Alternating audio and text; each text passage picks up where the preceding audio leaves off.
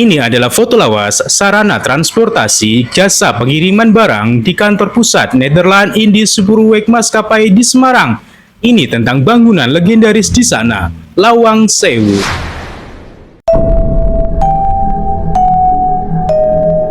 Bertajuk Vervoermiddelen voor Besteldiensten voor het hoofdkantoor Nederlands Indie Spoorweg Maskapai in Semarang. Koleksi Tropen Museum, dokumentasi sekitar tahun 1900 hingga 1910 memperlihatkan kendaraan jasa pengiriman barang di depan sebuah kantor yang kini kita kenal sebagai Lawang Sewu. Tidak seperti namanya yang mempunyai lawang atau pintu berjumlah 1000. Ini dikarenakan banyaknya pintu di gedung yang mulai peletakan batu pertama pada tahun 1904 tersebut, di mana jumlah keseluruhan hanya mencapai 928 buah saja. Sewu atau 1000 menggambarkan betapa banyaknya pintu di gedung yang selesai dibangun pada tahun 1907 ini. Gedung yang dirancang oleh Profesor Jacob F. Klinkhammer dan B.Y. Ouwendag ini dibangun secara bertahap di atas lahan seluas 18.232 meter persegi,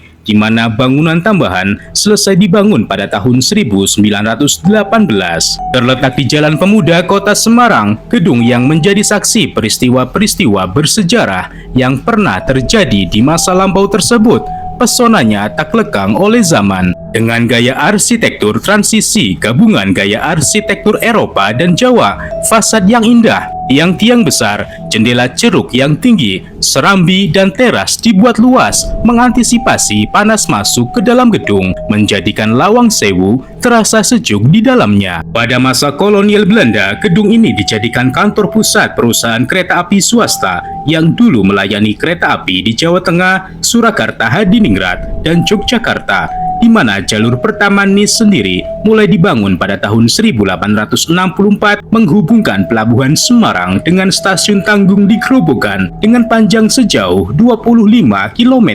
Pada masa penjajahan Jepang, Lawang Sewu bernama Ryuko Sokyoku. Lawang Sewu juga sebagai saksi bisu saat terjadi pertempuran 5 hari di Semarang yang terjadi pada tanggal 15 hingga 20 Oktober 1945, di mana di depan gedung berusia lebih dari 100 tahun itu merupakan salah satu titik pertempuran sengit antara pemuda Indonesia dan tentara Jepang. Konon, sungai di samping Lawang Sewu digunakan untuk meletakkan jenazah korban pertempuran. Di luar sisi sejarah, Lawang Sewu juga dikenal sebagai salah satu gedung terangker di dunia versi Google Earth.